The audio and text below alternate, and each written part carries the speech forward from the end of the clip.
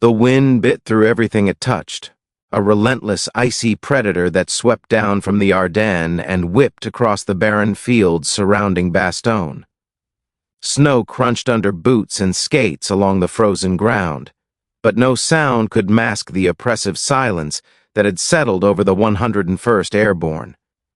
For days, they had been cut off, encircled by the German forces, with supplies dwindling and the chill gnawing at both body and spirit. Every breath was a struggle, every movement a test of endurance, and yet, somehow, they clung to the fragile thread of hope that refused to snap. General Bradley stood atop a small ridge. The white landscape stretched endlessly before him, punctuated by the dark smudges of battle-scarred trees. His uniform, heavy and stiff from the cold, was dusted with snow, and his gloves, already worn through, did little to shield his hands from the brutal wind. He had seen many battles, faced countless strategies, and yet, this siege in Bastogne, tested every ounce of his resolve. He watched as paratroopers moved like ghosts among the ruins, their faces pale, their eyes hollow yet alert, scanning the horizon for a sign that salvation might come. The soldiers had been holding the line for days on end, defending a position that seemed increasingly untenable. Mortar shells had turned once pristine roads into jagged scars, and buildings that had offered shelter now lay in ruins. Supplies were scarce, ammunition was rationed, food was nearly gone, and water froze before it could reach the soldiers' mouths. Even the simplest of tasks became monumental challenges, yet they persevered. Bradley's eyes swept over the young men, barely out of their teens, who carried a determination far greater than their worn bodies suggested. Each soldier bore the weight of fear and duty, of family left behind and dreams deferred, yet here they were, facing death with clenched jaws and steady hands. Bradley's mind wandered to the reports he had received over the last 72 hours. German divisions had been closing in relentlessly, pushing from all sides, and intelligence suggested that without immediate reinforcements, the 101st would be overrun. Yet despite the grim odds, the paratroopers had fought with a ferocity that defied explanation. Snipers picked off advancing soldiers with uncanny precision. Artillery teams held their ground while under fire, and medics ran through frozen hellscapes to save the wounded. Each act of bravery fueled another, like sparks catching in dry brush, a fragile hope flickering in the teeth of encroaching darkness. Bradley knew that morale was as important as strategy, perhaps even more so under circumstances such as these. He had sent encouraging messages, visited makeshift command posts, and done everything possible to inspire confidence, but words could only go so far. There were moments when he could see the shadow of doubt cross the faces of even the most steadfast soldiers. The question wasn't if they would fight, but how long they could endure without reinforcement, without relief, without the knowledge that someone, somewhere, was coming to lift the weight from their shoulders. He clenched his fists, his breath fogging in the frigid air, and looked northward where the horizon bled into the sky, an unbroken expanse of white and gray. There in the distance, movement, a faint, almost imperceptible disturbance, caught his eye. His heart thudded, a rapid drumbeat that betrayed his cautious optimism. Could it be? No, he told himself. It had been days since any reconnaissance reported friendly forces approaching, and yet, there it was, a glint of steel, a flicker of movement against the snow. Bradley squinted, forcing himself to focus, willing his eyes to discern a miracle from a trick of light and frost. The men around him were tense, muscles coiled, eyes scanning, weapons at the ready. Bradley moved among them, speaking quietly, instilling courage where he could, acknowledging fear without letting it dominate. "Keep your heads down, stay sharp, and remember why we fight," he said, his voice carrying both authority and warmth. They nodded, some barely audibly, some with a firm grip on their rifles, But each understood that survival depended not just on strategy, but on unity, on belief, on the stubborn refusal to let despair take root. Hours seemed to pass like minutes, the cold pressing closer with every gust, gnawing at exposed skin, frosting the edges of helmets, and crystallizing the breath in front of every face. Shells exploded in the distance, shaking the earth beneath their feet, each detonation a reminder of the ever-present danger. Bradley's thoughts wandered to the families of his soldiers, to the letters they would never finish writing, to the lives paused mid-story, and it made him grimace with a mix of sorrow and determination. He would not let these young men fall without fighting with every ounce of strategy and wit he possessed. Then, the faintest sound broke through the frozen silence, a low, steady rumble, almost imperceptible at first, like distant thunder rolling over the hills. Bradley froze, his senses straining. The men around him stiffened as well, ears twitching, eyes narrowing. "Do you hear that?" Someone whispered, voice barely audible over the wind. Bradley nodded, his pulse quickening. It was no trick, it was real. The rumble grew louder, more defined, resonating through the ground beneath them, shaking the frozen soil and rattling loose debris. He motioned for the soldiers to stay low, scanning the horizon as the sound drew nearer, and then, as if born from the earth itself, the first shapes emerged through the haze, armored tanks, their tracks carving through snow, engines growling like metallic beasts awakening from slumber. Bradley's heart leaped. Relief surged through him, a tidal wave that threatened to overwhelm the careful calm he had maintained. Patton's forces had arrived. The paratroopers, recognizing the symbols on the advancing tanks, let out a collective cheer, muffled at first by the wind, then rising into a roar of hope and renewed vigor. They had endured starvation, relentless bombardment, freezing temperatures, and the gnawing fear of annihilation, yet now, salvation approached with a thunderous promise. Bradley's eyes glistened with a rare emotion, unrestrained relief. He watched as Patton's forces pushed forward, crushing obstacles in their path, cutting through the German encirclement like a blade through cloth. Bradley could hardly contain himself. He clenched his fists, his breath visible in the frosty air, and whispered, almost to himself, "This is the moment that will define us." Around him the soldiers stood taller, shoulders squared, rifles ready, but their spirits lifted immeasurably. The knowledge that they would not face this nightmare alone injected a new energy into their tired bodies, a spark that even the bitter cold could not extinguish. As the tanks drew closer, Bradley reflected on the sheer audacity of Patton's maneuver, the timing, the precision, the courage required to strike through enemy lines at a critical moment. It was a gamble that could only be attempted by a man who understood both the science and the art of warfare.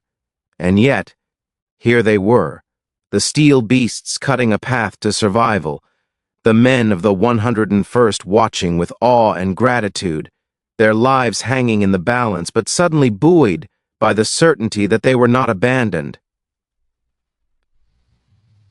The rumble of engines grew deafening, punctuated by the sharp cracks of gunfire and the booming echoes of artillery. Bradley felt the tension in the air shift from desperate anxiety to vigilant determination. Every soldier knew the battle was not over, that danger still lurked in the snow-drenched landscape, yet hope had returned, fierce and unyielding. He moved among the troops, offering nods, words of encouragement, gestures that communicated confidence and belief. "Hold your lines," he instructed, voice steady. "We are not defeated, not today." In that frozen, war-torn world, surrounded by the chaos of combat and the relentless grip of winter, Bradley allowed himself a rare private moment of hope. He saw the first paratroopers reconnecting with their armored saviors, faces alight with the mixture of disbelief and joy. He saw the determination in their eyes, the renewed energy in their movements, the unspoken acknowledgement that the tide had turned, if only slightly. This was more than just a military maneuver, it was a testament to strategy, courage, and the unbreakable human spirit. The snow continued to fall, drifting softly around the advancing tanks, but it no longer felt like a prison. It felt like a stage upon which the drama of survival and heroism played out in real time. Bradley's gaze lingered on the horizon, following the advancing line, absorbing the magnitude of what was unfolding. He knew that this day, this moment, would be remembered not just for the victory it promised, but for the resilience it revealed, for the proof that even in the darkest hours, hope could arrive with the roar of engines and the thunder of armored tracks. Bradley inhaled deeply, feeling the sharp bite of the cold air, and a faint smile touched his lips. He had been in many battles, seen many strategies unfold, and yet this, the desperate endurance of the 101st, the arrival of Patton, the turning of the tide, stood apart. It was a moment carved from chaos, a moment where the courage of men and the brilliance of a commander intersected perfectly. He whispered again, firmer this time, almost to the soldiers as much as to himself, "Hold fast, for today history is watching, and today we may yet survive." The tanks drew closer, the sound of engines mingling with the cheers of paratroopers, a symphony of hope and survival.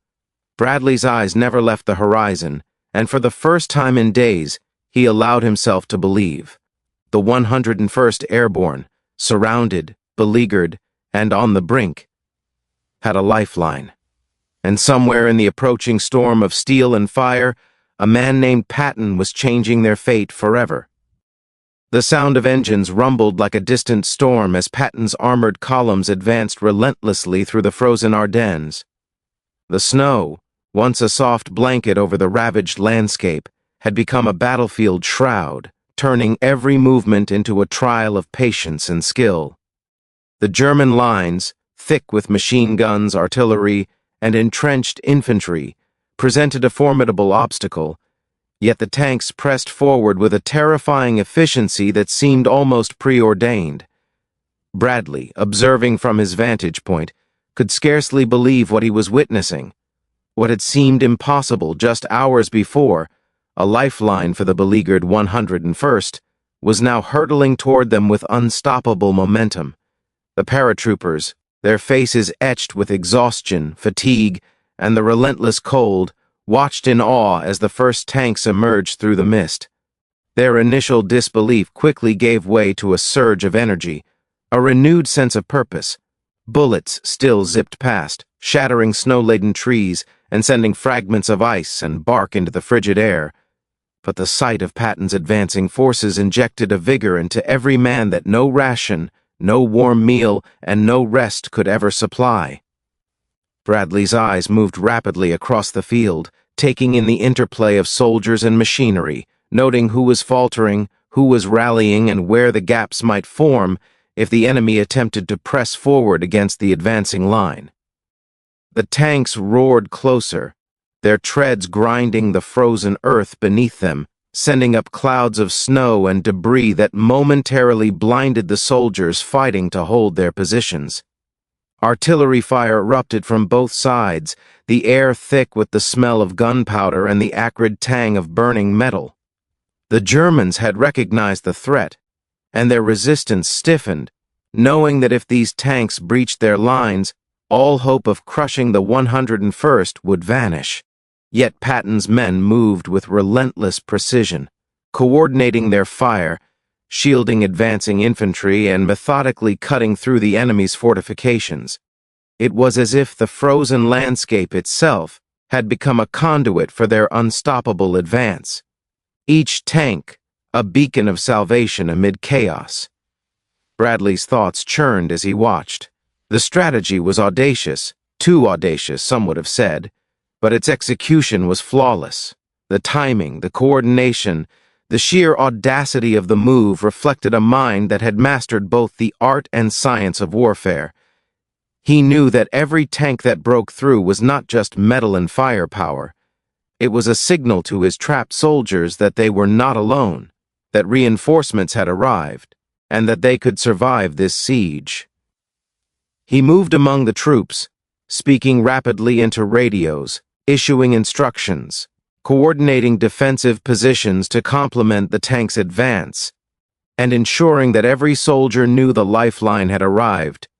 In the midst of the advancing armor, paratroopers moved with renewed purpose, their rifles raised, eyes sharp, scanning the battlefield for enemy snipers and entrenched machine gunners. Each man understood the stakes. The survival of thousands depended on their ability to hold the line just long enough for Patton's forces to fully integrate into the front. Medics dashed across snow-laden streets to pull the wounded into relative safety. Soldiers dug into frozen foxholes with frantic determination, and Bradley's voice carried over the crackling radios, his calm authority a counterpoint to the chaos around him. "Hold positions, keep firing, and move as coordinated units," he instructed. "We are not broken. We are alive, and we will prove it." The German forces, sensing the shift, unleashed volleys of artillery, hoping to disrupt the tanks and scatter the paratroopers before the link could be established. Shells detonated in the snow, sending up geysers of frozen mud and shrapnel. Trees splintered under the impact, and bodies were thrown to the ground. Yet the 101st, inspired by the sight of salvation, held fast. Bradley noted the courage, the ingenuity, and the indomitable will of the men around him. They were exhausted beyond measure, yet their eyes burned with the unmistakable light of survival. The morale that had once teetered on the brink of collapse now surged, an uncontainable energy born of hope finally realized. Patton's tanks pressed forward, engaging German strongpoints with devastating efficiency. Machine guns fired, tearing through enemy barricades, while the armored shells of the tanks shattered fortified positions that had once seemed impregnable. Infantry moved in lockstep with the mechanical advance, securing territory, rescuing isolated paratroopers, and ensuring that the line of connection remained unbroken. The battlefield became a symphony of controlled chaos, each unit playing its role in a meticulously choreographed dance of survival and offense.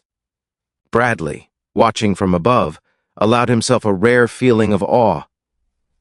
He had known Patton's reputation for brilliance, for decisive action, but seeing it executed under these conditions, against such odds, was an experience that stirred both professional respect and deep gratitude. Radio communications crackled with updates. "We've secured the eastern approach," one voice reported. "Enemy resistance weakening. Reinforcements moving north." Bradley relayed instructions with rapid precision, ensuring that no opportunity was wasted and that every breakthrough was maximized. Coordination between tanks and infantry was vital. A single misstep could unravel hours of careful planning. Yet the flow of communication was steady, controlled, and purposeful. Each decision, each maneuver, reflected the weight of thousands of lives balanced precariously on strategy and timing. Amid the roar of engines, the explosions, and the chaos, Bradley allowed himself a glance at the faces of the soldiers he had come to command in this moment. Men who had been weeks from collapse now stood tall, rifles steady, eyes wide with renewed determination. Some had tears frozen on their cheeks, others bore the grime and soot of combat. Yet all shared a single, unspoken understanding. They were alive because Patton had arrived. The armored force cutting through enemy lines was more than hardware. It was a symbol of hope, a tangible manifestation of leadership and courage that reinvigorated the weary soldiers. The German counterattacks became more desperate, their soldiers attempting to isolate tanks and target key positions. Yet Patton's formations adapted swiftly, anticipating maneuvers, covering weak points and overwhelming the enemy with both firepower and tactical ingenuity. Bradley's radio buzzed constantly with reports, paratroopers rescued from encirclement, positions stabilized, supply routes secured. The miraculous pace of progress was both exhilarating and nerve-wracking, a reminder that while the tide had shifted, the battle was far from over. Every second mattered, and every decision could tip the balance between survival and catastrophe. In the midst of the battlefield, Bradley's mind reflected on the human dimension of this rescue. He thought of the paratroopers who had fought for 7 days in freezing, desperate conditions, holding their positions while hunger gnawed at their bodies and fatigue threatened to break their minds. Their courage, endurance, and sheer determination were awe-inspiring. And now, in conjunctio, with Patton's audacious advance, their efforts were being vindicated, their sacrifices rewarded with the promise of survival. The coordination between man and machine, between strategy and bravery, was producing results that few could have predicted in the opening stages of the siege. Snow continued to fall, a delicate contrast to the violent explosions that tore through the landscape. Bradley noted the irony: peace and destruction coexisting in the same space, beauty and terror intertwined. The tanks moved with unstoppable purpose, cutting through enemy positions, while paratroopers followed, securing territory and rescuing comrades. Each rescue, each connection, strengthened the morale of the 101st. The men who had once been on the brink of despair now shouted with exhilaration. Their voices carried across the battlefield a chorus of survival and defiance. Bradley allowed himself a brief, internal smile. History was being written in real time, not in quiet libraries or distant offices, but here, on snow-laden fields, amidst smoke, fire, and steel. The scale of coordination, the sheer audacity of Patton's maneuver, and the endurance of the 101st Airborne combined to create a moment of history so vivid, so intense, that its memory would last lifetimes. Bradley felt the weight of responsibility lift slightly, replaced by a surge of admiration and pride for the men and leaders whose actions had transformed the impossible into reality. As the day progressed, the German lines began to crumble under relentless pressure. Tanks breached the final fortified positions, infantry secured strategic points, and paratroopers, once isolated and desperate, now moved with cohesion and purpose alongside their saviors. Bradley moved through the ranks, offering brief words of encouragement, nods of acknowledgement, and steadying gestures. The transformation was remarkable. Exhausted, near-starving men now operated as a coordinated force, their hope renewed, their will indomitable. By late afternoon, the battlefield had shifted dramatically. The encirclement had been broken, the 101st Airborne linked firmly with Patton's forces, and the enemy's momentum halted. Bradley surveyed the scene, his heart swelling with a complex mix of relief, pride, and exhaustion.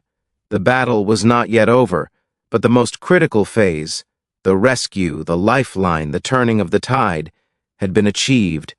10,000 men trapped for 7 harrowing days were now connected to the outside world, their survival secured for the moment. Bradley finally allowed himself to speak aloud, his voice carrying over the roar of engines and artillery. Patton didn't just bring relief, he brought salvation. 10,000 men, trapped for 7 days, and tonight we fight together, alive. The words resonated across the battlefield, a mantra of survival and determination. Soldiers cheered, tanks rolled on, and Bradley felt the full weight of what had been accomplished. The snow continued to fall, softening the harsh edges of war, but it could not mask the destruction or the suffering. Yet it was a new dawn for the 101st Airborne. The combination of unwavering courage, precise strategy, and the audacity of leadership had transformed despair into triumph. Bradley knew that the events of this day would echo through history, a testament to the power of resilience, coordination, and the unshakable human spirit in the face of overwhelming odds. The sun was beginning to dip below the horizon, casting long shadows across the snow-strewn battlefield of Bastogne. The world seemed suspended between light and darkness, frozen in a moment that carried both the weight of suffering and the relief of survival. Bradley moved among the 101st Airborne soldiers, his boots crunching in the icy snow, his eyes scanning every face, every expression. Exhaustion was etched in the lines of their features, but so was triumph, a hard-won victory against impossible odds.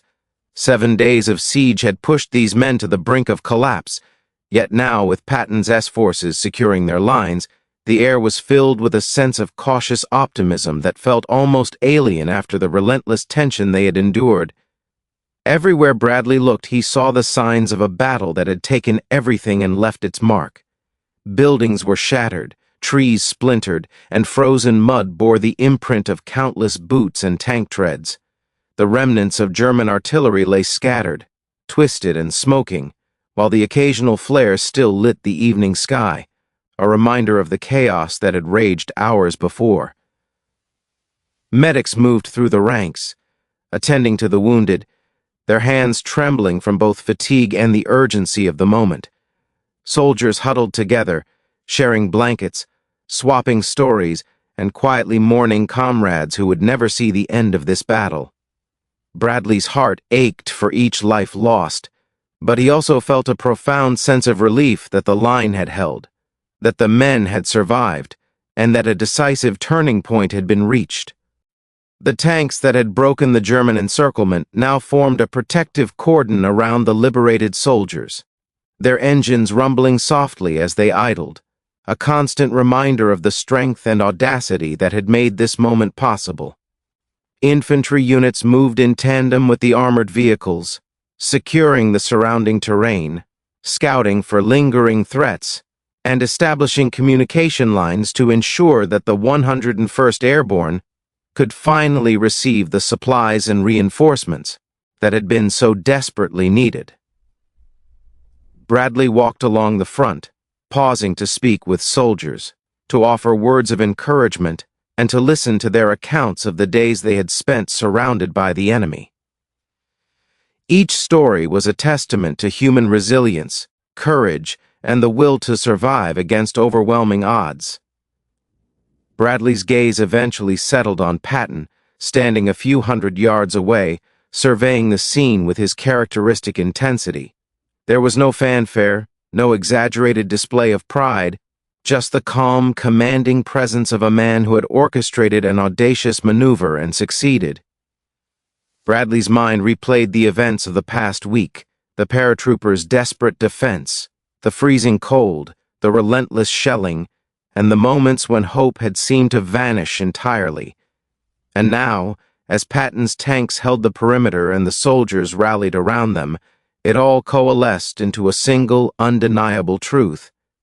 Without this decisive intervention, thousands of men might have been lost, and the 101st Airborne's legacy could have ended in tragedy. Bradley approached Patton slowly, boots crunching in the snow, hands tucked tightly into his gloves against the bitter wind. The battlefield noise seemed to fade in the moment, replaced by a profound silence that carried with it the weight of everything that had transpired. The two generals met, their eyes locking across the snow, a mutual understanding passing between them. No words were necessary to convey the enormity of what had been accomplished. The tension of the past days, the danger that had threatened to engulf them, and the courage that had carried them through, it all existed in that shared gaze. "You didn't just save them, George," Bradley said finally, his voice carrying over the soft rumble of the idling tanks. "You reminded the world what courage looks like." Patton's expression remained composed, but there was a glint of satisfaction in his eyes, a recognition that the maneuver had succeeded, that thousands of lives had been preserved, and that history had been written in the frozen soil beneath their feet. Patton nodded, acknowledging the compliment with the humility of a man who understood both the weight of command and the fleeting nature of heroism in the face of human suffering. Around them, the soldiers of the 101st Airborne were beginning to breathe again, their bodies and minds slowly decompressing from the relentless tension of the past week. Some huddled near small fires, warming their hands and faces, while others moved to inspect their positions, tally supplies, and ensure that no immediate threats remained. Bradley observed them closely, noting the subtle shifts in demeanor, the way shoulders relaxed, the way conversations began to return, the small but meaningful smiles that flickered across faces that had been hardened by survival. The transformation was remarkable, a testament to both the physical and psychological relief that had accompanied Patton's intervention. Despite the relief, Bradley knew the battle was not over. The Germans had been pushed back, but remnants of their forces still lurked in the surrounding forests and hills. There would be skirmishes, reconnaissance patrols, and the constant need for vigilance. But for the first time in days, the 101st could operate from a position of strength rather than desperation. Bradley felt a surge of pride in their resilience, in their ability to endure, adapt, and hold their ground against relentless odds.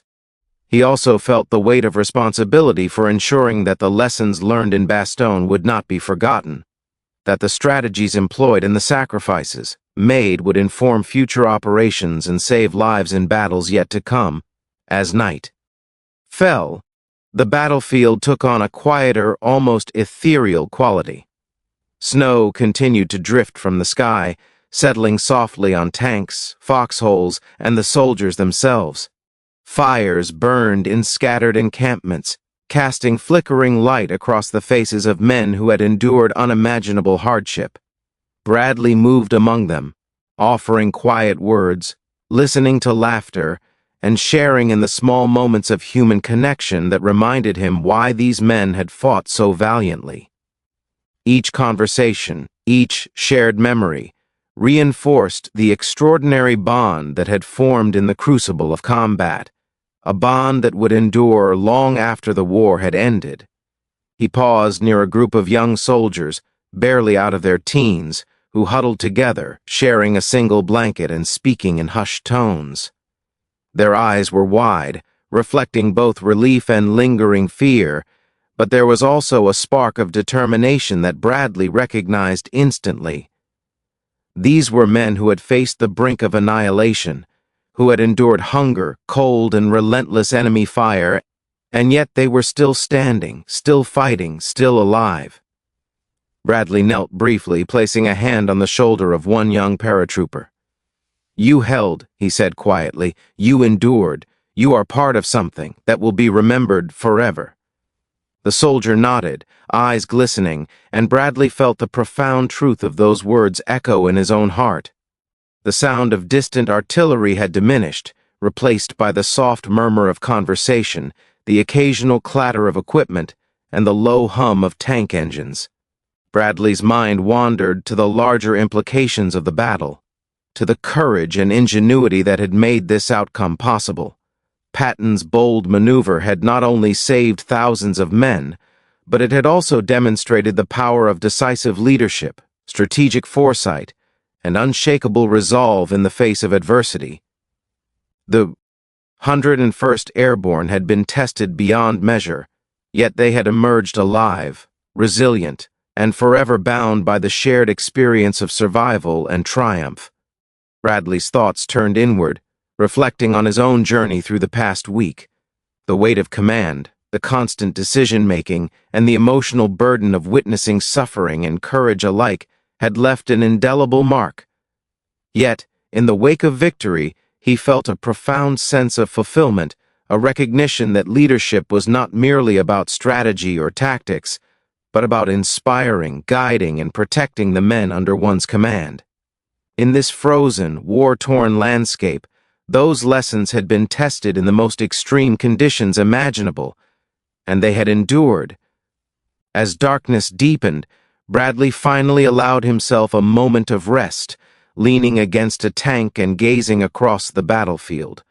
The fires flickered in the night, casting long, dancing shadows, and the snow continued to fall, softening the harsh contours of war. Soldiers moved quietly, attending to their duties, sharing a brief meal, or simply sitting in silence, taking in the enormity of what had been accomplished. The 101st Airborne had survived against impossible odds, thanks to their courage, endurance, and the timely intervention of Patton's forces. It was a moment that would live forever in history, a testament to the resilience of the human spirit and the profound impact of leadership under pressure. Bradley's eyes found Patton once more, standing at the edge of the battlefield, surveying the scene with quiet satisfaction. He approached, boots crunching in the snow, and paused beside him. For a long moment neither spoke, simply observing the soldiers, the tanks, and the landscape that had been transformed by both conflict and courage. Finally, Bradley spoke, his voice carrying a mixture of awe and gratitude. "You didn't just save them, George. You gave them a second chance, and in doing so, you reminded all of us what true bravery looks like." Patton's expression remained composed, but there was a subtle nod of acknowledgement, a shared understanding that words could only partially capture the significance of the moment. Around them, the soldiers of the 101st began to gather in small groups, sharing stories, laughter, and tears.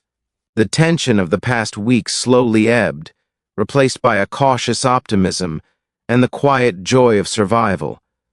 Bradley moved among them, offering brief words of encouragement, listening to their accounts and reinforcing the bonds forged in the crucible of combat. Each interaction, each smile, and each story reinforced the extraordinary resilience of these men and the profound impact of the actions that had saved them.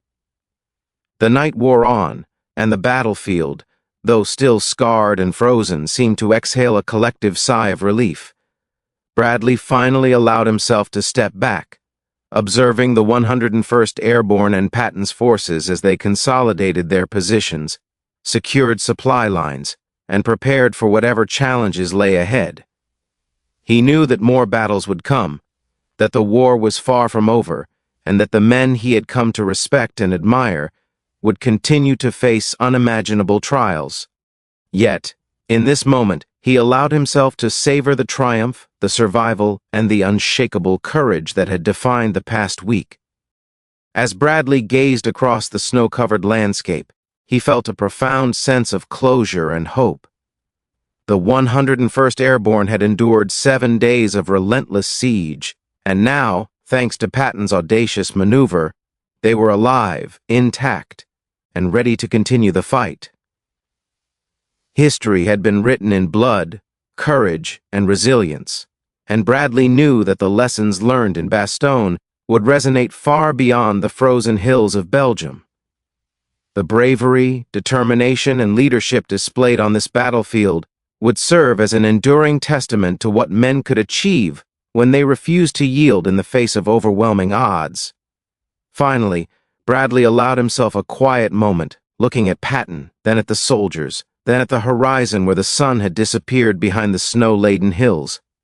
"History will remember this day," he whispered, almost to himself, "not just for the victory, but for the courage, the endurance, and the human spirit that carried us through." Around him, the night settled in, cold yet calm, and for the first time in days, a profound sense of peace and accomplishment washed over him.